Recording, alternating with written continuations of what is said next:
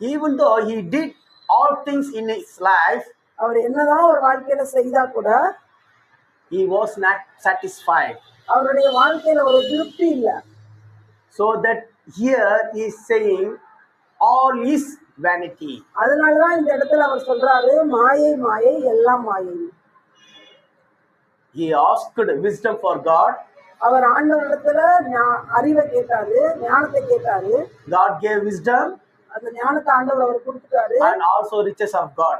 அவர் ஐஸ்வர்யத்தையும் கொடுத்துட்டாரு. He didn't ask. அவர் ஐஸ்வர்யத்தை கேட்கல. But God gave him. ஆனா கடவுளே அவருக்கு கொடுத்தாரு, ஐஸ்வர்யத்தை கொடுத்தாரு. He gave riches of God.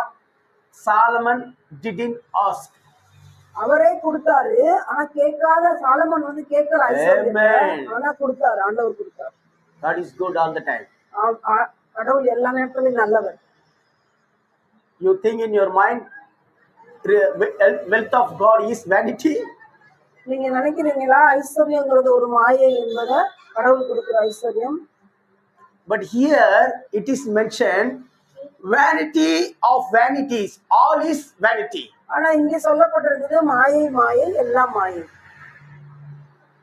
When we look at this chapter, நம்ம இந்த அதிகாரத்தை பார்க்கும் பொழுது what do you think in your mind? நீங்க என்ன நினைக்கிறீங்க உங்க மனசுல? Wealth of God is vanity, that you think in your mind. ஐஸ்வர்யம், கடவுள் கொடுக்கிற ஐஸ்வர்யம் மாயையா? Here he says like this. ஆனா இங்க சாலமோன் அப்படி சொல்றாரு, மாயை அப்படின்னு சொல்றாரு. How many of you agree wealth of God is vanity?